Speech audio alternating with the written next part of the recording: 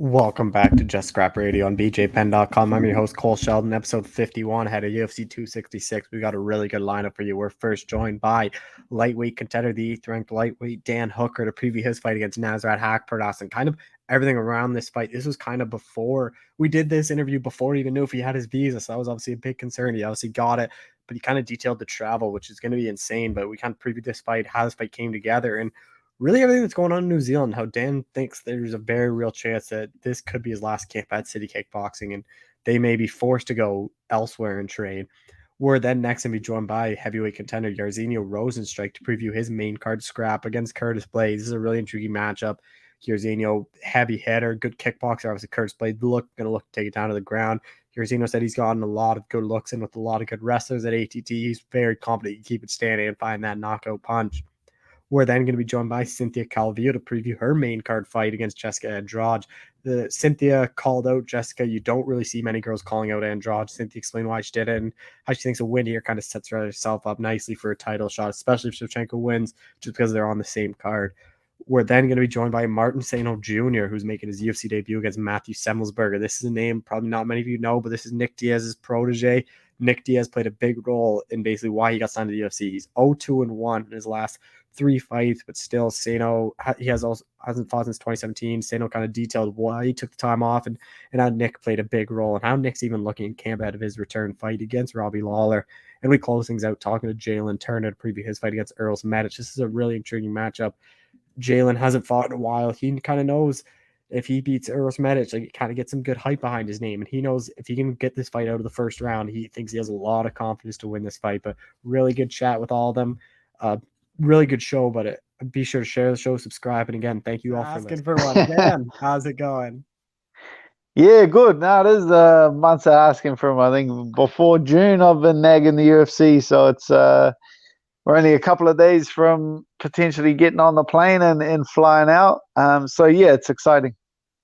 I remember we talked before the fight with Chandler, and like you had to basically stay in Abu Dhabi for so long. Is that still going to be like happening this time just because you took this fight on relative short notice too, or are you able to get in right away again? So that's like the major reason why I needed to get on this card, and just hounded the UFC to get me a match up on this day, is because I have a voucher a week after the fight to get back into the country. So that's and since then, and since New Zealand locking down, they've closed that booking system altogether. So if you leave New Zealand now, it looks like 6 months, a year before you're going to be able to get back into the country. So yeah, I'm just lucky that I got a spot and I'm able to get over there. So if you hadn't booked, like for like I guess Kai's fight in December, like because I guess he's already booked, so he can come back. But like if you didn't get this fight, like you're probably shelled for another 8-10 months then. Yeah. Nah, so Kaya is actually, he's in a tricky spot. So that's obviously fighting Cody Garbrandt, and that's like too good of a fight to ever think about passing up. You know, that has title implications, a fight like that. It's kind of the same situation as when I had the Chandler fight. You've got so much to gain from the fight where you have to take the risk. It's a risk versus reward situation, and he's in that with Cody Garbrandt. So he's actually going over with no voucher booked to return, and they've actually closed the booking system altogether here in New Zealand. So he actually can't get back into the country whatsoever. So he's looking at potentially a long stint overseas, or what a few of us other fighters from New Zealand are looking at doing, and potentially stationing ourselves offshore, stationing ourselves out of New Zealand for the foreseeable future. Do you think that's like, oh, I know it's like has nothing to do with the sport, but do you think that's just gonna hurt New Zealand MMA a lot just because now a lot of guys are gonna leave the country and go elsewhere? Like, do you think that's gonna hurt the gyms in the long run? It puts people in a tough spot. It's combat sport, but sport in general around New Zealand. I'm lucky, and me and a couple of the other fighters and guys are lucky enough that we earn enough that we can station overseas. But I would say there's like a tier of fighters just underneath us that hadn't, say they hadn't quite made it to the UFC or making enough money to support themselves. Well, then they're stuck, right? They're stuck. They've been sitting on the shelf for 2 years and looking potentially in another 1 or 2 years. So it's going to have some pretty big implications, this kind of thing. And so you end up bugging the UFC. Like, I know a couple of people were calling you out. It's like, when did you find out it was going to be Nasrat? Because there was a couple people really active trying to get this fight. Nah, that's whoever you're talking about there is. Well, I thought Armin was really after it. Well, where is he? I can show you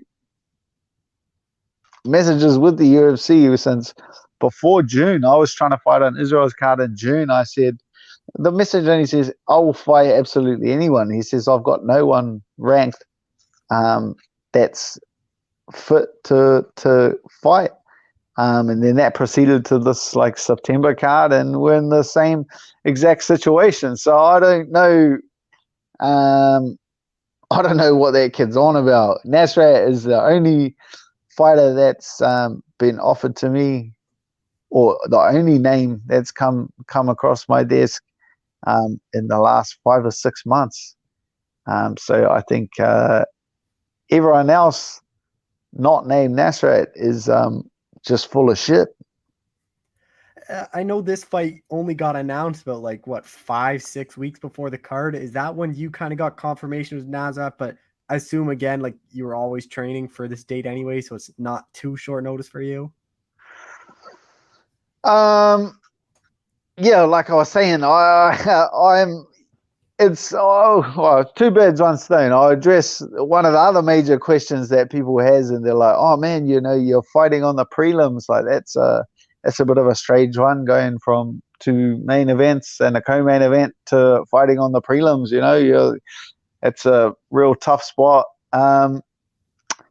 It's not how I look at things. I have created a fight where there was absolutely no fight. I just knew that I needed to fight on this date here in September. The card was full. I didn't have an opponent, and I just pressed the UFC. I pressed Sean Shelby to get me a fight on the full card against and pull an opponent out of nowhere. And I feel like people kind of got the wrong end of the stick, where it's if I wasn't Dan Hooker and I hadn't done the heavy lifting I have done for the UFC, that I just wouldn't be fighting on this date or be getting a paycheck. So I'm looking at it from a very different scenario where I've kind of pulled a fight completely out of my ass. But then on the flip side too, like how much pressure is on you on this fight? Because you're the 8th ranked guy, and now Nasrat, you're fighting an unranked guy. Like if you lose this one, like it's that 3 in a row and an unranked guy. But like it seems like you did create a fight out of nowhere. But if you beat Nasrat, I feel like everyone just kind of expect you to win this. Like how much pressure is on you from this one? No, I'm not feeling like any pressure in terms of that. I need to fight. I need to compete, and this is just showing like the hunger of it. This is the only fight that's come to me in 6 months. That's absolutely ridiculous for a fighter who feels like he's coming into his prime and wants to test himself and compete. So I just take my head off to Nasrat. This is how you make a name for yourself. But in terms of that's the complete wrong mentality. Like, what do I achieve out of sitting on number 8 and defending number 8? Do I want to be known as the 8th best lightweight in the world for the rest of my career? I couldn't care less about being known as the 8th best fighter on the planet. I want to be the best fighter. That's the only focus that's on my mind. And you say, oh, what about this if you lose? Well, I'm not going to lose. How about Yeah. that's not where my mentality drifts to. That's not how you can think as a competitor, You can't think, oh well, if I lose this, well then no, you need to think about the positives. You need to think about, you need to concentrate on my abilities and the good things that can happen out of this. It's back on a win streak. Showcasing my skills, like it's a massive opportunity. What do you make of like Nazareth's run in the UFC? Because he was someone that was like really hyped up, dropped his debut, went on that bit of a winning streak, then Drew Dober knocked him out pretty quickly. Now he's back on a little mini winning streak. Yeah, man, I've trained with Drew. There ain't no shame in that. That boy hits like an absolute truck, and he could knock any man out. He could knock anyone out in the world. So there's definitely no knock on him not getting past Drew. But I definitely feel like he's a very talented young fighter, and he's definitely of the caliber to be a ranked fighter. In my opinion, he's better than a few of the fighters that are ranked in the lightweight division. So it's I'm not going to let the rankings get in the way of a great fight, and I truly believe that this is going to be an exciting, truly exciting match. Well, that was kind of my next question. Like, how do you see yourself winning this one? Because I think when you see Dan Hooker a fight, like I think the fans already know it's going to be one they want to watch. Man, stylistically, like you can go back and watch this kid fight. He's not going anywhere. He's going to stand in front of you, and he's going to be there, and he's going to fight. It's a perfect fight. This is an exciting match. I'm excited to get out there. Watching Nasrat, a few of his fights. This guy's a true competitor. So I feel like it's going to be a crazy fight, and yeah, people are not gonna want to miss this. Are you putting like any pressure on yourself to go out there and get a finish? Is it more just get the win and start a new winning streak? I don't put the pressure on myself about the result. I put the pressure on myself in this fight about fighting to my true capability or my true potential. I feel like we've seen glimmers of that throughout my career. There's been, glimmers of excellence or glimmers of, championship caliber fighter, but the consistency hasn't been there. That's the thing that's been missing. So I feel like I have made the right adjustments and to kind of find the right mix. And I feel like that the consistency is there, and I'm going to be able to go out there and just showcase my skills. That's all I'm focusing on. Truly is showcasing my ability to its true potential. What do you think a win over Nasrat like does for you and puts you in the division? Or is it more just you're getting a paycheck, you're getting a fight where there really shouldn't have been one? It's back on a win streak. I don't feel like you're going to get anywhere in the division without a couple of wins back under my belt. So I feel like this is that. This is turning the ship in the right direction. It'd be pretty hard to deny me, a top 10 fighter with a win over Nasrat. What's it like for you to be on this card? Like Volk's first time headlining a pay-per-view, like the return of Nick Diaz. Like this card to me is at 268 is up there too, but like this card's one of the best cards they've done this year. Yeah, oh man, this fight's this card's absolutely crazy. It'd be cool to get over there with, Volk up there in the main event, Ortega. They ran through the whole Ultimate Fighter. Like it's gonna be pretty crazy, and it'll be pretty cool to actually hang out with some people for a change. We've been in lockdown here in New Zealand, and New Zealand lockdown is a bit different to other lockdowns around the world. Like everything shuts. It's like don't leave your house lockdown. I haven't had a haircut in a couple of months. Like I'm looking forward to getting over there and getting a haircut. That's one of the first things I'll do. Are you gonna try to stay in the States for a bit, or do you have to head home right away after the fight? So I'm there. My voucher to get back into the New Zealand quarantine is a week after the fight. So I've got a week in Vegas doing whatever happens after the fight, and yeah, then I'm back to New Zealand, and then yeah, it's time to look at things and kind of reevaluate our situation and where we need to be training in the future. And fighting back in front of fans, like I know there was a couple like thousand in Abu Dhabi, but sold out here. Like, what's that going to be like for you? Man, that's like one of the major things I'm looking forward to. I'm one of the fighters that truly fights better with fans or man, soaking up that I don't wake up. Like I don't um it's just not the same. Like you don't get your blood pumping. Like I'm like the opposite. A lot of fighters like trying to calm themselves down and block this out and block this out. I feel like I'm one of the other guys where I need the fans to wake me up when they start screaming and yelling and carrying on.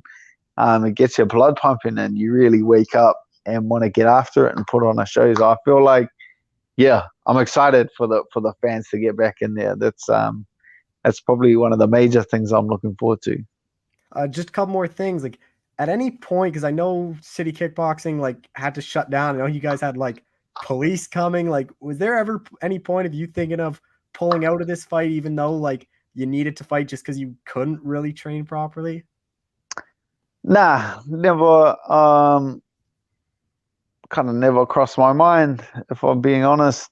I think it's just once I set my mind on something, it's like virtually impossible. It's virtually impossible to deviate. I set this months and months and months ago that I was gonna fight on this date, regardless of what happens. And yeah, there have been a lot of roadblocks and a lot of obstacles, but I make it work, and I figured it out, and I'm here now. I'm sitting days away, getting on a plane and get over there Vegas and making this thing a reality. Like, what is the plan? Because I know you said when you get back quarantine, like you're gonna kind of reassess where you train. Like, is it heading to the States or is it heading to like Thailand? Like, have you really thought of where it is, or are you just gonna think like you probably have to leave New Zealand? Yeah, I haven't put too much thought into it just because I've been dealing with the obstacles at hand and focusing on Nasrat and his opponent, and definitely not looking past him in any way, shape, or form. But yeah, the way it's looking is gonna have to. I can't speak for my teammates or the other guys I train with, but it's gonna look like stationing away from New Zealand is probably gonna be our hand is forced. How difficult will that be? Because I know like you have a kid, like I'm sure you want them to live there and grow up there. Like, are you gonna take your family with you, or is it just gonna be you heading out? Yeah, I have to. I'm not gonna. Yeah, I wouldn't go away from my family for that long a period of time. I'd take him with me, and yeah, I'll just the world's your oyster. You can. Yeah, I'll have to just have a look after the fight. Anyone's got a couch I can sleep on for a couple of months. Make some connections in Vegas. Maybe you can sleep at the PI or something and just kind of bum around a little. Yeah, sleep under the boxing ring at the PI. Maybe that's the go. Just a couple more things. Like, I know you said like it could shut you guys down for a while if you don't leave. So like I know you're a guy that likes to call people out. So does that kind of hinder a call out because you don't really know when you might be able to fight again? Man, if you know me, you know me. I'll make it work. It's something I can't do, and that's sit out and wait. That's just something that I'm not prepared to do. So, like whenever that call comes after this fight for the next fight. But yeah, the way it's looking, um, we won't be coming. We won't be coming home after the next one. I'm coming home after this one, but it doesn't look like we'll be coming home after the next one. Do you still have to do like the 2 weeks in that like hotel? Yep. No, that's not going anywhere in New Zealand. That's something I've got. It does suck, but no real problem. with that. That's not even the hard part. The hard part is getting a room in that quarantine. But the 2 weeks will be a lot better after a win than sitting on a loss. Yeah, 100%. I would. I'm sure. Everything. The food tastes better. The sun shines brighter. The drinks are a little sweeter. So I'm sure everything. Life is better when you win. So I'm definitely looking forward to that. Just a couple more things. Like, it seems like Poirier Oliveira's a go for December. How do you kind of see that one playing out? I feel like Poirier. I feel like too much, too durable, too tough for Oliveira. And McGregor's going through like all these like antics on Twitter and everything. What do you kind of make that as a fighter, just seeing kind of what he's doing outside the cage? Oh man, he's a free man. He can kind of do anything he wants. It's hard for me to sit here and criticize another man and the decisions that he makes. He's a big boy. He can do whatever he wants to. I'd be my friend would bug me if I never asked you this, but he likes you a lot, but he liked Tony Ferguson a lot. He said that's kind of the dream fight for him. Do you think that's one that ever happens? That's a fight. That's the fight I was gunning for. That's the fight that, like, me as a fan sitting back, wanted to see that fight. They wanted to see Dan Hooker, Tony Ferguson. I feel like that's a massive fight. That's a crazy good fight. From what Sean Shelby was telling me, he just was not picking up the phone. He didn't answer the call. No one could get a hold of him. So that's why I'm fighting Nasser Haqparast and not Tony Ferguson, and that's the only reason, because he didn't pick up the damn phone. Is there any fighters, not even in your next fight, but like in the future, before you call it quits, that you want to fight against and just share the octagon with it at lightweight? All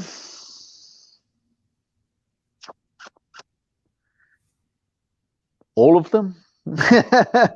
All of them, none of them. It's like a funny mix of there's like a lot of respect for those people, but those people also stand between you and what you ultimately want. So it's like a funny mix of respect and animosity that fighters at the highest level have. Just final thing, I know your team kind of likes to get everyone going at once. You see a lot of the city kickboxing guys, like there's 2 or 3 of you at a time on a UFC card. But with everything going on, like, how hard is that to plan? Because I know you guys like to plan like a full year. Whenever I talk to Kai, he's like, oh, Eugene knows, is he going to fight on this day? That means Alex fights on this pay-per-view. And they kind of do that so they can set the trainings. Like, how hard is that now? Because you guys don't really know if you can even go out. That makes things incredibly difficult. That makes things, spanner in the works. This whole situation we're here. I'm sure he's got a plan, but I'm just a serial trigger puller. I just go. That's same things that make you strong make you weak. Is that hard for you though? Like, you're kind of just entering your prime right now and fighting, and it's kind of being held back by it's hard to leave your own country.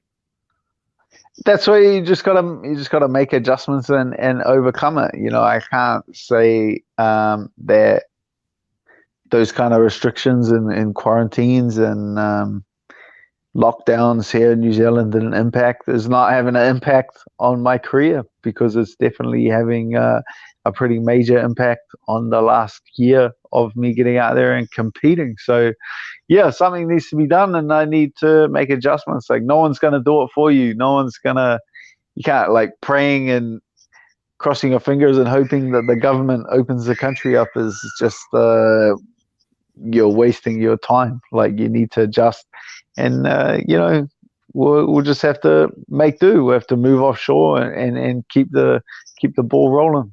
All right, well, Dan, I appreciate the time through power outage and all. I appreciate you doing this. Thank you so much. No trouble, Cole.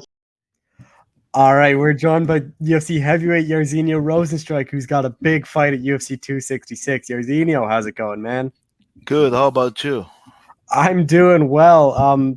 Big fight against Curtis Blades. After you beat Augusto Sakai, like, was this the guy you thought would be next for you?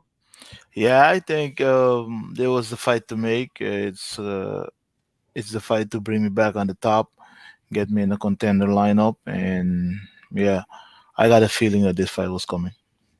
Did you think it was going to be a main event? Because although it's a great fight on pay-per-view, I thought this is like an easy headliner for a fight night card. Actually, for me, it was even better if I had this fight for 5 rounds, like a main event. But it's fine how it is. It's 3 rounds. It's gonna be quick. I mean, 3 rounds, 5 minutes is fast.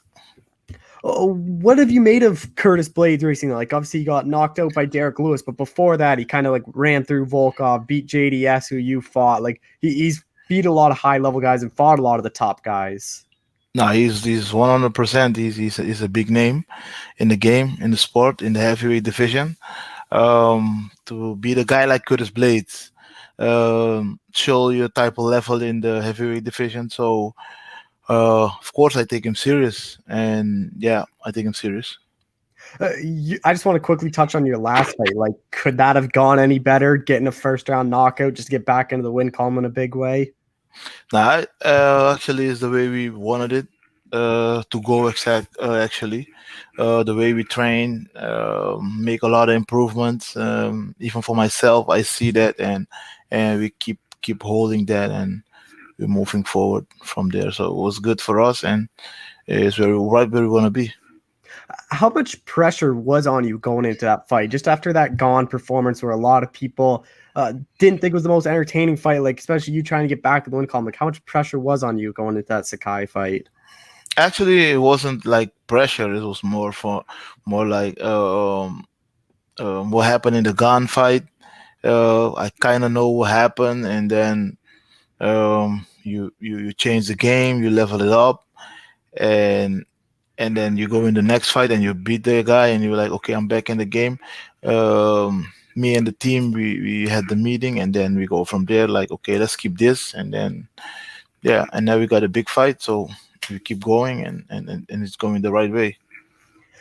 One positive, I guess, being on the pay-per-view is back in front of fans. Like, how excited is that for you? Because I it's think been a while for you. I think it's excited. It's exciting because it's gonna be my first time with the fans again, feeling the warm, the screaming, and everything. I think it's gonna be awesome.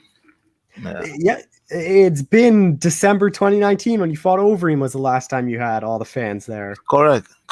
That's true. It's almost 2 years. With Curtis Blades, like obviously everyone kind of knows he's a really good wrestler. Like, is that the main focus of the training camp? Is takedown defense? It is in focus, but I don't like to focus too much on my opponent. I'm trying to work always where I'm good at and make it better. And yeah, I'm comfortable fighting him, and I'm looking forward. I'm gonna win this fight because that's the only thing that counts for us. With Blades, like all of his losses are by knockout. Does that give you a bit more confidence that like you've seen him get knocked out before, and especially with like you're a heavy hitter too, and a lot of your wins are by knockout? Nah, I mean, it's a heavyweight, and every mistake he makes, and of course we watch his fight. Everybody make mistakes, but we are focusing more on every mistake he make. You're gonna have to pay, and it can be the end of the fight. Yeah, I mean, the punches, the power is there, technique is there. So any mistakes, any opening can be the end of the fight, and that's what we're looking for. We're always looking for the knockout, not looking for it, but it's there. Like, if I got someone like a clean shot, even if I just start touching people, the fight can be over. So any opening can be the end of the fight. How quickly are you expecting him to shoot? Like, when do you think he's going to take that first I think he's gonna shoot shot? right away. He's gonna shoot right away. That's Curtis Blade. We know that he's gonna shoot right away, and yeah, we're gonna be ready the 25th of September, and we're bringing the fire to the octagon, and it's gonna be crazy. Especially the fans gonna be there. It's gonna be awesome. How big do you think that first takedown attempt is? Because if you stuff it, like his confidence probably has to take a hit if he remains standing with you. Now I know takedowns take a lot of energy, especially if you stop it. You stop the second one, he's gonna start thinking different, and yeah, I think that the main thing is I'm not gonna focus on his wrestling, on his takedown attempts. I'm just gonna go forward and fight with this guy. That's the only thing that count. And yeah, I think my attack is my defense as well. So yeah, Have you kind of been looking at the Derek Lewis fight where he was throwing a lot of uppercuts and catching Curtis when he was coming I in for did, the I did, I takedowns? even I did. I watched the fight on the day. Yeah, I was seeing it live on the ESPN Plus. So I'm up to date, and it make a lot of sense the way that fight goes. And yeah, I think Curtis was tired and just take a bad shot. And I know you like throwing a lot of kicks, but is something like the coaches are saying is you can't be throwing any like lazy kicks just because it's easy to get a hold of one of those legs? of course, you can throw lazy kick with this guy. Long arms, wrestling, low stance, you can grab it. But yeah, we got some tricks, and we fought people like him before, so it's gonna be exciting fight. You fought a lot of different heavyweights. Like, who kind of reminds you the most that you fought of Curtis Blades? Over him is the Yeah. same gym, kind of style wrestling. Over him, I even have more experience with kickboxing, and even him, he went right away to wrestle. So he's kind of like, and they train together, or they trained together in the past. So I know Curtis like has been improving his striking, but do you think just because he got knocked out in his last fight, like he's not going to want to take any chances and he's really only going to try to wrestle this fight? mm, I think it's something stupid to do. Try to stand with me, exchange punches, especially. Yeah, everybody know I got the knockout punch, and to be smart, I don't think it's a smart move. If I was him, I will not take the chance to do that. You're obviously a very good counter puncher, but is part of the game plan to just throw a bit more volume now that it's only 3 rounds? Especially this fight's gonna be fire from the start. 3 rounds is like it's like this. Especially I fought 5 rounds fights, and especially two back to back, and the 3 round fight, the 3 round fights is gonna be fast. So we're gonna have to be bring the fire from the start, and I think he's gonna bring the fire from the start as well. Yeah. How do you see yourself winning this fight? Yeah. First, we're gonna see what you want to do the first round, and the most important thing for me is pressure him, put him in his backwards, and yeah, he's gonna shoot anyway. So we've been prepared for all of that. Is this one of those fights you think you get the knockout? I have to.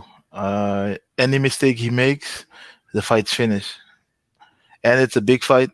Finish it in that type of way, in style. That's perfect. And what's it like being on this card? Because this is obviously a very big card. Like you got the two title fights, the return of Nick Diaz, like back in front of fans in Vegas. Like it's a big card for you to be on. I think it's a really big card, and it's nice. It's gonna be in Vegas. It's gonna be my first time in the T-Mobile Arena. The championship fights on top make it even more exciting. And yeah, so I'm gonna see things that I'm leading up to. Like when the champion fight comes, I'm gonna be in the same type of spot like them. So I'm learning from everything around me that happened, in the UFC. So I think it's cool, and it's just awesome. What do you think a win over Curtis does for you? Because the only two guys to beat him are Ngannou, who's obviously the heavyweight champ, and Derek Lewis, who just fought for the belt after he beat him. Now I think this fight will bring me right at the top. I beat him, I take his spot, and then we go from there. If I need one more fight for the championship, let's go. If I can go straight for a title shot, let's go. But for me, I think it's better to be more. I want a quick turnaround after this one as well. So we be more in the mix with the fighting. Don't want to lay back too long, and don't like that. Well, that's what I was actually going to say. Like, are you hoping? I know this is end of September, so do you think this is probably the last fight for you this year? Or are you hoping you can maybe get one more in? I want one more in. If it's December, it's gonna be perfect, especially before end of the year. And then we go with a nice record, 2022. For me personally, I think there's only 2 or 3 fights that really make sense if you beat Blades. I think obviously with Ngannou gone tied up, I think Derek Lewis or Stipe Miocic if he wants a non-title fight. Like I think those are really the only two if you don't get the title shot next. I think that makes sense, both of them. Yeah, I think both of them make sense, and to keep me busy, it's perfect. It doesn't matter. How has training been an American Top Team? Like a lot of good wrestlers there, a lot of good heavyweights there.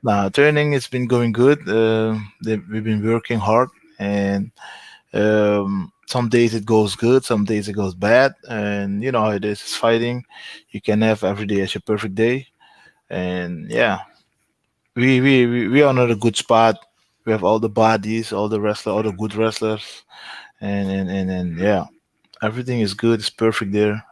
Even the striking coaches are perfect there, so nothing to complain. Has it been weird now training with Arlovsky and JDS, even though you fought him? No, it's not weird. You know it is. Before I didn't know them, and then Yeah. I fought them. I win against them. We don't know each other. We start knowing each other. We in the same gym, so I think it's no hard feelings. We all are in the UFC for a goal. We want to get the gold, and as soon as you get the gold, you want to be champion, and you go from there, make yourself bigger. So we are professionals, so I don't have any problem with that. How much better do you think it is that this fight's on a pay-per-view, so it's the bigger cage? Because then you have more room to move around. Because if it's at the Apex, it's a smaller octagon, like Blades can get to you that much quicker. Yeah, I think it's good that the cage is bigger. You can move more, yeah, especially with Blades, with his try to run people over with his double legs. So I got more room to move and get back. Like counter the takedown or the takedown attempt. So for me, it's fine. It's good. Even better. Let me say it as that. Just a couple more things. What you make of Cyril Gane's performance over Derek Lewis? I mean, he do his thing. He does a good fight, and he got the opening, and he knocked him out. Uh, yeah, I think and it's the heavyweight. If you leave anything open, the fight can be finished. And yeah, it's hard. It's hard being in heavyweight Yeah. and keep your hands low. You eat a couple of punches, the fight is done. Who do you think wins that fight between him and Ngannou if that is next? I don't know. For me, I don't care. I want a piece of both of them. So who wins? I'm after that. Is it kind of perfect that they'll be fighting because no matter who wins, you get your rematch for the belt? Actually, yeah, yeah. It's That's why I say for me it doesn't matter. And in Ghana is a bigger challenge. Gan, if he's smart ways moving around, he's fast. But either way, I'm fighting both of them, so it doesn't matter. I want a piece of both of them, so it doesn't matter. I'm sure you've probably seen like when Ngannou went back to Cameroon, he got that big like ovation, big party. Same with Oliveira in Brazil. Like, what would Suriname be if you come home with the belt? I think it's gonna be the same. It's gonna be crazy. Everybody's gonna be happy. Um, I can't think about it. I now want to go win this guy one step at a time, right? Beat this guy, get in line for the contender, for the title, and then yeah, we go from there. When are you planning to go back home? Because it's always a big deal when you arrive back there. After my fight, I think I'm gonna go home for like 2 3 weeks. Yeah. Just last thing, it's a professional mic you got. What do you use that for? Nah, I use it for my interviews and Yeah. my video games, of course. So, and I would like, I want you guys to hear me clearly when we speak. So I invest a little bit in my job. So, What video games are you playing? Call of Duty, playing soccer, FIFA, waiting for the 2022, and Madden and all this game they call NBA, Do you play on console or PC? PC, both Oh, of them. Actually, both of them. what do you have? Xbox or PlayStation? PlayStation, Oh yeah. the Uh, best. any good at those games or what? Or do you play guys at the gym? No, not yet. I'm not focusing too much on. I just go play on random people. Yeah. Yeah, just Well, when I have time, I just put it and just play random. well, Jairzinho, I appreciate the time as always. Thank you so much for doing this. No problem, Cole. Thank you for having me, and next time. All right, we're joined by UFC flyweight Cynthia Calvillo, who's got a big fight at UFC 266. Cynthia, how's it going? It's going great. Getting close to fight time, so getting those butterflies. Yeah, this is obviously a big fight. You called out Jessica Andrade. Not many people call her out. It's like, what kind of intrigued you so much to call for this fight? Well, she's a dangerous fighter, and she's a number one contender, and I like having, I like fighting the best, and if the opportunity is there, I'm going to take it. And so, just like I did last year, I called out the number one contender. I did it again a year later, and I'm lucky enough to get it. So, of course, and that's what's going to take me to the title, which is what the ultimate goal is. It's been a while since you fought, like November last year. Like, is this a bit later than you honestly expected you to make your return? Yeah, I mean, it's mainly just because I had shoulder surgery, so I had to sit out for a long time. It was an injury that needed to take care of. I tried many things, stem cell, PRP. So finally it came down to, all right, I need surgery. So, I also knew that, me being new to the division, I need to be at 100%. I'm top five. I can't go in there with any nagging injury. So I was like, let me take the time right now, and then we'll get back in there and fight the best. And you fought Chukagan in your last fight. Obviously, didn't go your way. Close fight. Like, what do you kind of learn from that? Because Chukagan's like a tough opponent to fight. Yeah, she's a very difficult fighter. I think a lot of people have a hard time fighting, her. She's really good at point fighting and keeping her distance, and not letting fighters get in there, which she did a really good job, really good adjustments. She wasn't throwing very many kicks anymore after the first round because she knew I was going to probably, take her down off of that. But I think also just the preparation for the fight for me was a little bit difficult because I had a completely different opponent that I was getting ready for months, for Lauren Murphy. And then I got COVID, and I was really stubborn. They're like, "Do you want to fight in 2 weeks?" And I'm like, "Yeah, like let's go fight." Like I was just, let's go do it. And Caitlin took the fight, Lauren didn't, so I ended up having to prepare for Lauren. I mean, for Caitlin in like 2 weeks. And of course, I understand that she had to prepare for me in 2 weeks as well. But her style is the same for every fighter, which is to keep this distance. Me fighting her, I would have had to fight different, just because she's the longest fighter in that division. And Jessica Andrade, like, what have you made of her run at flyweight? Like, she TKO'd Chukagan with the body shot, then obviously lost to Shevchenko for the belt. But I think that fight kind of went a lot different than a lot of people expected. Like, I thought it was going to be a bit closer. Yeah, I mean, with Jessica Andrade, it's just kind of one of those things where it's like you might get knocked out, you might not. She might get tired, and it'll be a boring fight. It's just what happens with someone who's got knockout power, and it's not like she's super well rounded. She's not probably the most technical person. She throws a lot of hooks. She definitely fights like somebody who's small and likes to throw bombs. Like anywhere like Lineker. I mean, just wants to go in there and throw down. So, I just feel like I have to just be really careful and really have really smart engagements. If I get in there in the brawl, then I can make the possibility of getting knocked out a lot higher if I just go in there with a firefight. So I want to go in there and play it smart, just like Valentina did. She went in there, found the body lock, and was able to take her down. So I feel like if I play a smart game against Andrade, and I can take away, you know, her one of her biggest attributes, which is her, punching power. So I feel like a lot of people always tune in to watch her just because you always think that she might, knock someone out, but it's not like she does it all the time. How much have you kind of looked at that Shevchenko fight of just how she got to Andrade's body, how she got her down, all that? Because I assume wrestling is probably going to be a part of your game plan for this one. Yeah, I mean, she definitely, worked towards more getting body locks than shooting down to her knees and stuff. But that's just something where Valentina's really strong. She's strong in the clinch. She's strong with body locks and stuff like that. So she was really smart about that. I like to pay attention to what the best in the world do, and obviously Valentina is one of the best in the world, and she's the top of the division. So definitely, I take tips off of her as far as like what the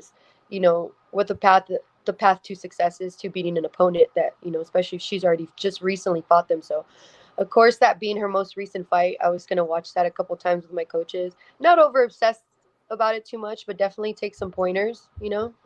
Definitely was probably Valentina probably fought Jessica Andrade the best way that anybody could have fought her. And this fight, like, how do you kind of see one playing out? Because Andrade, like, very dangerous, but she does kind of get tired as the fight plays out. So is this fight, like, you think, get out of that first round and it's going to be a lot easier for you to get the takedowns, kind of work your fight? Yeah, I think, we'll have to play it out. I think it's really important to see where they are in that round, because if I see the opening for the kill, I'm going to take it. Any times where I waited for that, and if I don't get it, and if you wait too long, then the bell rings, and then before you know it, you run out of what you wanted to do. And so I want to make sure that, obviously that could be a possibility. I'm going to take into mind that she does get slower in as the rounds go. But if I can, find the kill and get, like I said, make smart engagements and get the fit ins and able to take her down and submit her or TKO, whatever it is, I'll be looking for that too. But I'll definitely be paying attention to that. Obviously everybody watches her fights. You can see that she gets tired, as the rounds go, just because she's so much power. You've been a flyweight for now, like, over a year. Like, do you kind of finally feel like you're a full size flyweight and you're not someone that's going up in weight and trying to, like, add size? Um, like, yes and no. I mean, I feel really good at flyweight. I think this is where I belong. Um, do I think that other people in the division probably should not be there and should probably move to more of a natural weight? I would say so. I feel like a lot of the fighters are still going to be bigger than me, but I feel good. Like, I'm eating really well. Like, I it's so much different to fuel to make weight versus fueling for performance. And that's the best part about it. Not being able to scare to eat, and to properly fuel my body for every training session is such a game changer. And obviously being here at the PI, so I feel really good. I feel strong. I'm eating more than I've ever ate before, and my weight is just great at 125. It's not going to be a hard weight cut at all. I'm only about 12 pounds over right now, which is really good, and especially eating a lot. So and I feel like it's this is exactly where I belong. I'm going to feel really strong, and I'm going to show that. Who have you been working with for this fight? Because I know you do some work at Extreme Couture, if I'm not wrong, and then you do the PI. So there's, like, a lot of kind of fighters that kind of roll through the PI. Oh yeah, I mean, Jessica Andrade is here right now. She's doing her camp in Las Vegas as well. So we pass by, each other, quite a few times throughout the week. We're never exactly at the same place, like, training at the same time, or even having, our, because we both do strength and conditioning there at the PI. We both do physical therapy there. And I know that she does some practices there, so I usually do my strength and conditioning there, but I do all of my main training at Extreme Couture and 10th Planet. So we're still, like, passing through, but we don't really train by each other, so it's all right. Is that weird, just seeing her, like, as you're kind of getting closer to fight time? um it's definitely different. um I don't really mind it. It's I feel like some fighters are like that, but me and her are cool. Like, Jessica and Josh, actually, she's really nice, so when we're there, we pass through by each other. We're very cordial. The PI, though, everybody there at the PI does want to keep us separate.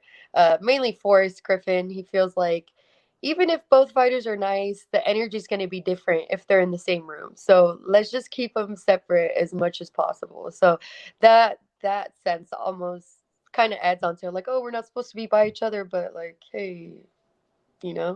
I don't know. Obviously, I think everyone kind of knows if you win this, the title shot is next. But is there any pressure on you to go out there and, like, get a finish to kind of put a statement out to Shevchenko, who's obviously on the card as well? I mean, the pressure's more like so coming from, like, me myself, and the expectations I have for myself. I want to go out there and get the finish. I've been in the position for fighting where when I first got into the UFC, I was probably the rookie of the year that year. I fought so many times. I was winning. Dana loved me. Everybody was on my train. Everybody. And then uh, I got suspension and I lost. I had a couple of obstacles I had to run through, like, and get through, and people just write you off real fast. So it's like, for me to be concerned of whether I have to prove something to these people or not is not so much, because they just turn on you so much. So I feel like I really need to just mostly focus on what I can do and just continue to better myself, because the minute that I start worrying about that, oh, I got to go out there and prove this to somebody else, it's just, I'm doing it for the wrong reason. So I just want to put my head down and focus and just take it one step at a time. I want to build the legacy. I hope that when people talk about me, that they can say that I was always down to throw down, and I always wanted to fight the best, and that's the legacy I want to leave behind. And although right now I understand that my journey is a little bit rocky, so I try to ignore the noise, from other people. Just a couple more things. The title fight is on the card. Like, who do you kind of see winning that fight between Shevchenko and Murphy? I mean, honestly, Lauren Murphy's really tough, and that's her thing. That's her biggest attribute. She is really tough. Um, but if you look side on side on how Valentina finishes certain people and how she fights against them versus how Lauren does, Lauren barely wins fights. She, like, her fights are decisions, but they're very close decisions. And with Valentina, they're not close. So I just have I don't think that Lauren Murphy's going to be able to do enough to beat the champion. You can't do just enough to beat the champion. She hasn't really finished anybody. The last time she finished somebody was somebody that took the fight on a couple days' notice. That wasn't even in the UFC at all. So I find it really hard to see her winning this fight. So definitely Valentina is who I see winning that night. I know your eyes are kind of set on Andrade, obviously not looking past her, but then after that is Shevchenko. But is that Murphy fight one you want, just because you guys have been scheduled a couple times? Yeah, anybody. Like, I want to fight everybody in the division. If they're in the top 10, and I want to fight. I hope I can make up for lost time. I mean, it's not always good to think that way, but I just feel like these last couple years for me, I've fought once or twice a year, and that's just not enough for me. I'm not going to sit there and just wait for the title and pick and choose the fights. If that's a fight that's available to me, I'm going to take it. So I'm hoping that I can, fight everybody there, everybody in the top 10, or if there's anybody else that's trying to climb up. I just want to stay busy, make some money, because we know we don't make any money sitting on the sidelines. And so I want to fight as much as I can so I can start making some good money. And fighting back in Vegas, like in front of the fans, like what's that like for you? Because it's been a while for you since you fought in front of fans. Man, I'm stoked. The first time I fought without fans, I thought, okay, I kind of like this. I was like, this is cool. And then the second time, I was like, man, this is just missing something. I was like, I need the fans back. I need that big cage. I need to feel the feelings, of all the fans in there just roaring. Like, I'm excited to feel that, and excited for International Fight Week. So that's gonna be pretty cool. I know it's gonna be a really busy weekend here in Las Vegas. So I'm excited to have, like, a lot of friends coming through finally. Especially after not being able to come see me fight live. So I'm super stoked about that. And just last thing, being on this card, like what's it like for you? 'Cause this is a pretty big one. 2 title fights, like the return of Nick Diaz. Like I have a bunch of friends. I basically just judge if like they text me about the card. That's how I kind of know it's a big event, and they're already asking me like, "Oh, we're gonna watch at your house because like if Nick Diaz is back." Oh yeah, dude. I'm really excited. Like, I never thought that I'd be on the same card as Nick Diaz and Robbie Lawler to begin with. They're just two legends of the sport. But obviously, we have Alex Volkanovski versus Brian Ortega, which is long awaited, especially after the Ultimate Fighter. And then we have the champ of my division, with Valentina and Lauren. So it's super exciting for me. Like, I'm not only my fangirling, but I'm also like looking at the competition and seeing, if this is, because this could that very night that I win my fight, we can also set up what the next, move is. So, but being on that card is, it's an honor. I'm excited that I get to open the main card. So hopefully I can put on a good performance and, yeah, show out and hopefully get that title shot. All right, well, Cynthia, I appreciate the time. Thank you so much for doing this. Thank you. I appreciate you. All right, we're joined by UFC welterweight now, Martin Sano Jr. Martin, how's it going, man? Pretty good. How you doing? I'm doing well. That's the first thing I want to start off. When did you find out you were getting signed to the UFC and fighting on this card? Let's say late May, early June when I found out. What were the emotions like when you got that call? Because I imagine fighting the UFC has been a dream for like probably ever since you started martial arts. Oh yeah, yeah. It was big. It was a big like feeling of just finally made it. So. Were you surprised it came now just because you haven't fought in a couple years? Not really. Just just being patient and working and training hard. So. What was the reason for your layoff? Because you haven't fought since 2017. Just focusing on getting better. Training and getting some training in with the best people in the world, champions, and just working with champions and working on my fighting style, all that. So. How much better do you think you have gotten since we last saw you compete? Immensely better. I mean, we've been training hard. This has been a lifelong goal and dream of mine, and it's finally here. So I'm ready to represent. You're obviously a big part of Nick and Nate's camp. So, like, how big of a role did they play in getting you on, especially Nick, because this is his big return to the UFC? Yeah, I mean, Nick's always grinding. So Nick's always training. He's always ready. He's been trying to come back. Just it was all about timing. So. Well, was that always the plan? Was for you to make your debut on his return card, or did it just happen to play out like that? I mean, I knew if I was gonna come on a big show, it was gonna be on his card. So I pretty much knew that already. Like we mentioned, you haven't fought in 2017. Like, what have you kind of taken or looked back on your career? Because, like, how much do you look back on those fights, or are you kind of just not even going to look at that and you've just been all new skills you're working on? It's all about, just getting better and learning from your mistakes and just focusing more in on the fight game and who's been around and seeing what people bring to the table. So I feel like I'm going to come in pretty hard. You fought for like World Series of Fighting, you fought for Bellator, but like UFC is obviously the big show. But do you think fighting for those promotions will help you so you don't have those octagon jitters like a lot of people talk about? Not really. I mean, I train all the time with killers, so it don't really matter where I fight. Just gotta go in there and beat someone's ass. Your opponent, how much do you know about Matt Semmelsberger? Not much. Just I hear he's really good. So heard he's ready to bring it. So we're gonna be throwing down. Yeah, he's obviously a guy that likes to keep standing, has knockout power. Like, is this a fight you think if you get to the ground, like you'll have an advantage over him? I mean, we're gonna find out. It's a fight, so can go anywhere. But I'll be ready. How do you see yourself getting your hand raised? Any means possible. I'm obviously going for that finish. However I get it, I'll be happy. What would that mean for you to get that UFC win out of the way? Because a fighting for the UFC is one thing, but getting a win in the UFC is a completely different thing.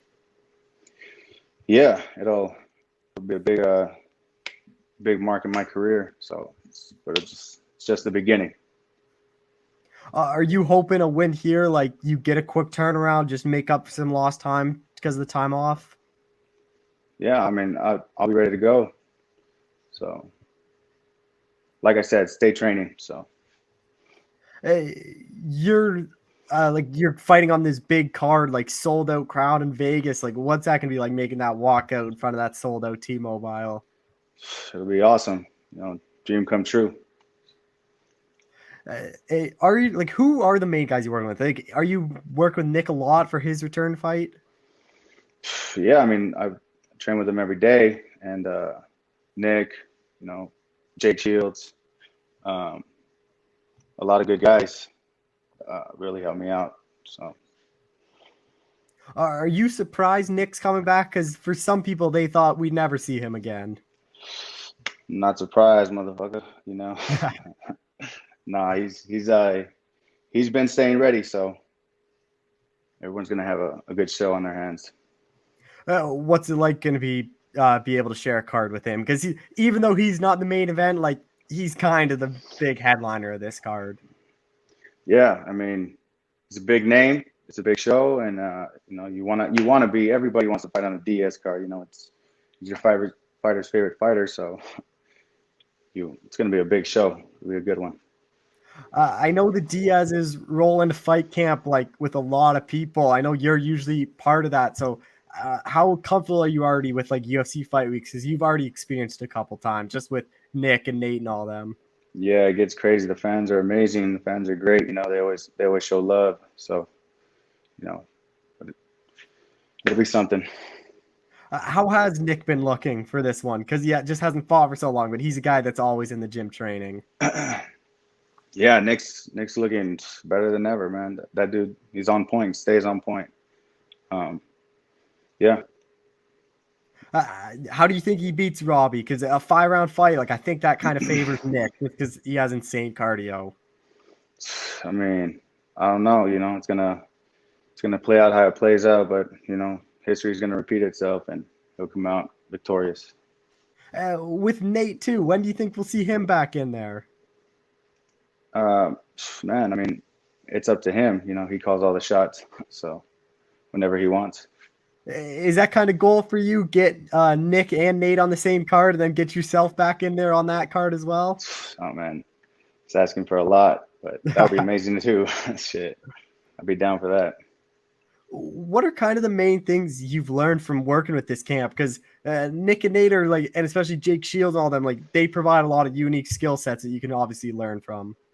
Yeah, I mean, just being able to perform under pressure, and there's a lot of pressure, so got to be comfortable in that.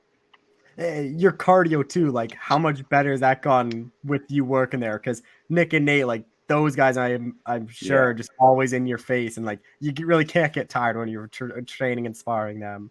Right. Yeah, they push you, they keep you going, and you know it's rounds on rounds with them. So cardio will be there. You get your hand raised here. Like, do you plan to call anyone out, or is it just whoever the UFC offers you? Man, whoever's up there in the top, you know, take all hard fights. You know, all my career has always been the toughest fight. So, is that something that like your camp likes to do? Because you look at yourself, Nate Diaz, Nick, even Jake. Like, you guys don't take any easy fights. You always ask for the hardest challenges, especially like Nate, like asking for Leon Edwards, who was like the number 2 welterweight, which is like you guys really don't back down from any challenges. True fighters, you know, true fighters represent, and then we go in there to fight, and you know, give the fans what they want to see, throw in hands. So that's what we do. Is your main camp out in Stockton, or are you kind of going around different gyms? Yeah, we were out in Stockton for a while, and then now I'm out in Vegas. So I was just hovering from Vegas to LA and stuff like that. Are you just working at like the PI, or are you going to different gyms out in Vegas? Because I know Diaz is kind of, they go PI, they go to different gyms, and they kind of do a lot of stuff off by themselves. Right. Yeah, I mean, I go train with Dewey Cooper out in a big scary gym, so he's really good. Brings a lot of good fighters in, and Jake Shields. So we'll be training with Jake Shields. Mike Kyle's been helping me, so we're out here training, working. How big of a help is Dewey Cooper just to help your striking? Because he's a very good striking coach. Oh yeah, he's amazing. I mean, he'll keep you tight, keep you sharp. So it's great.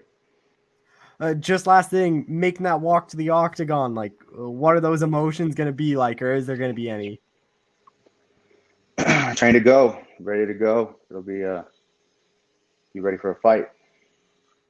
Actually, just one more quick thing. Like a lot of UFC fans might not know who you are. Like, what are you hoping they're talking about you on the Sunday after? Like, are you hoping you leave a big statement towards them? That's the plan. Yeah, get my hand raised, and then people start knowing the name. All right, well, Martin, I appreciate the time. Thank you so much for doing this. I appreciate you, Cole. All right. All right, we're joined by UFC lightweight Jalin Turner, who's back in action here at UFC 266. Jalin, how's it going, man? Going pretty good. Just got done training, hanging out, chilling.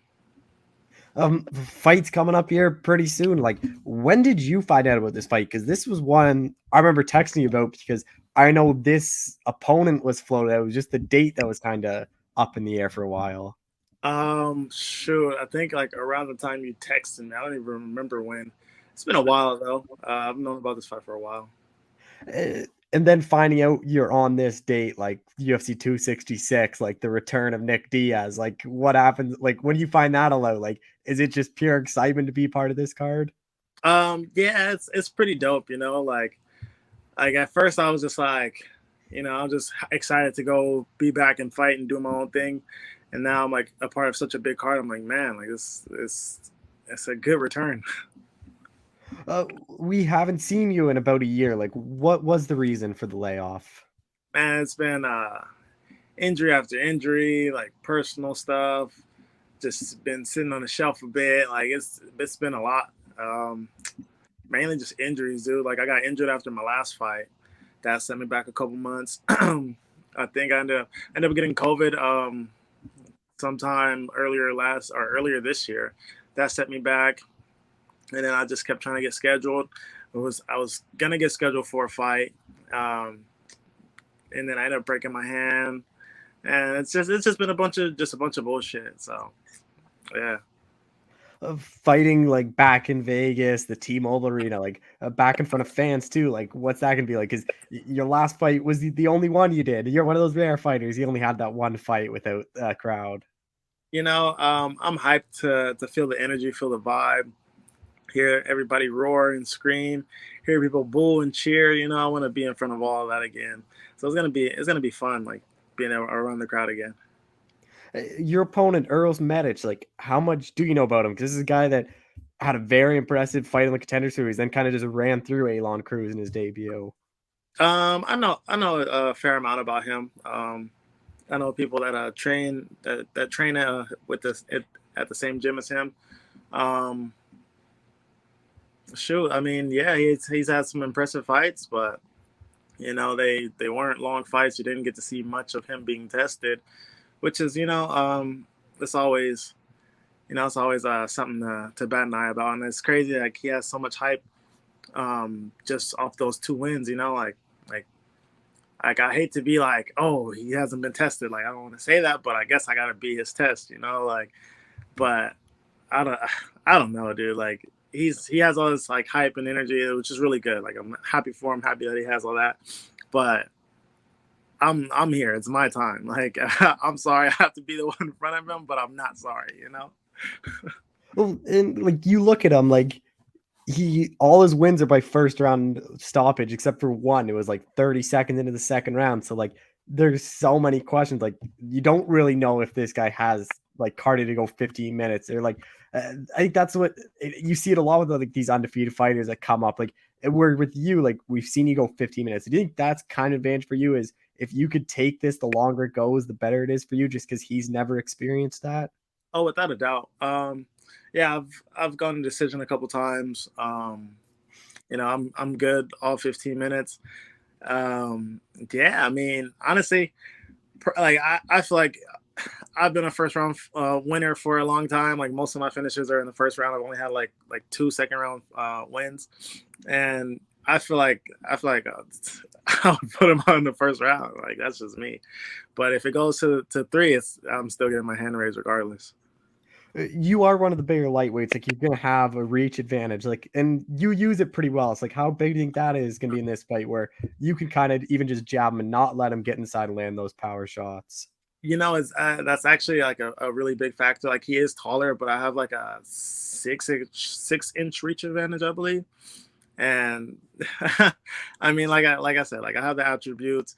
He hasn't been in the deep waters. Like a lot is favoring me, and it's just time to go do the work. It's time to just go showcase everything I already know and I've been training for the last year. Do you think you're getting like overlooked in this fight? Because I think a lot of people are just looking like, oh, this is an undefeated guy. Like this is the next big contender. And like, we haven't seen you in a year. And like, MMA is one of those sports. It's like a what have you done for me lately? And yet, if you haven't fought in a while, like people tend to forget about you. Dude, I do feel like that. Like my core fans are like all like they're rooting for me, but like just like all the little hype kids, like watching him coming up, they're like all him. And it's cool. Like I respect that. I haven't fought in a year. Like there's nothing wrong with that. But like at the end of the day, like I just gotta take the hype. That's it. I just gotta take his hype and run with it. Is like wrestling going to be part of your game plan? Because he's a guy that seems very dangerous on the feet, but we haven't really seen him tested on the ground either. I'm prepared wherever the fight goes. On the feet, it can stay on the feet. It can go to the ground. I'm ready to take the fight wherever I need to win. It doesn't matter. Like I've prepared a year for this. Like I've been in the gym, training around injuries, training around life BS. Like wherever the fight goes, I feel comfortable and confident. I definitely feel like I have an advantage on the ground. I feel like I have an advantage in the cardio. I feel like I have an advantage on the feet. Like it's wherever I want to take the fight, I feel like I'm going to dictate.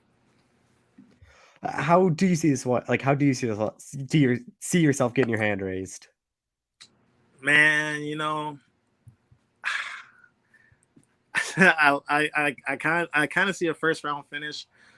Like that's always my thing. Like, but I also see maybe a third round TKO. If you do get the stoppage win, like where do you think that puts you in the division? Because he is a guy with a lot of hype, and people think he could be a future top 15 guy.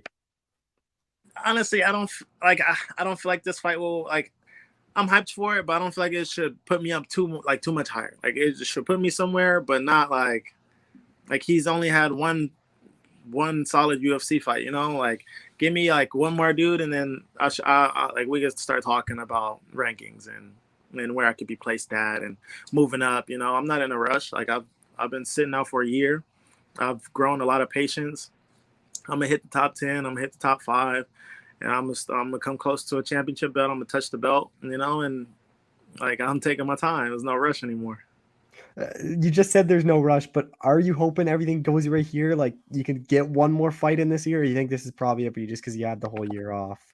I financially, I'd love to have another fight before the end of the year. Like even last year, I went to fight after my last fight. Like I was pretty much unscathed, but I ended up having an injury. So, I'm not going to like count my eggs until they hatch, so if I come out unscathed again and injury free, you might see me in December. A bit of like a chance to right the wrong. Lost your debut as at T-Mobile Arena on like a massive card against Luque. Now you're back there for the second time again on a massive card. Dude, it's funny. Like that's played on my mind a lot. I'm like, man, like perfect way to put it, like haven't fought in exactly a year. I fought around the same time on my debut. I'm like, dude, like it's just everything's just starting to align for me in a weird way. And yeah, like I really get to erase that. Like I get to go in there, showcase what I can do at 155 and, come out with my hand raised this time. So I'm hyped for that.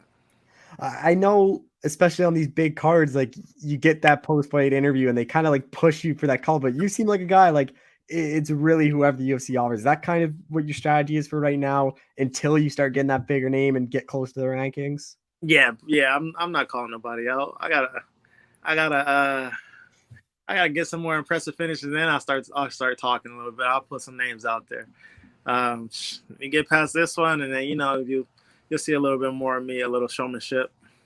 Did you see Vegas at the? I don't know if it's Vegas, but at the Apex, they kind of made a rule after you. Yeah. The weigh-ins, you can't be bringing the tarantulas anymore. Yeah, no. I mean, it is what it is. Sometimes it's better to ask for forgiveness than permission. So I'm happy I did it. I mean, it was a historic move. Nobody's ever really done that, so it was cool. Is there a chance you try to sneak another one in? No. I'm not playing with fire again. Like we mentioned, like this is obviously a big card for you. So like, Are you after there's the goal, get the win and get into the crowd and watch some of these fights? Because you got like the 2 title fights, like you got Nick Diaz. Like it seems like the card to be on. Yeah, I'm definitely chilling after the fight for sure. Hey, you are like fairly early in the card. Is that, I think you're like the 4th or 5th fight. Like, is that kind of what you like and get done early? Or would you rather be like near the, like, be opening the main card or near the top of the prelims? Honestly, placement doesn't matter to me. First fight, second to last fight, third fight, I don't care. I'm gonna be all over on the cards, you know. The goal one day is the main event, so being early on now is like, oh, just get used to it.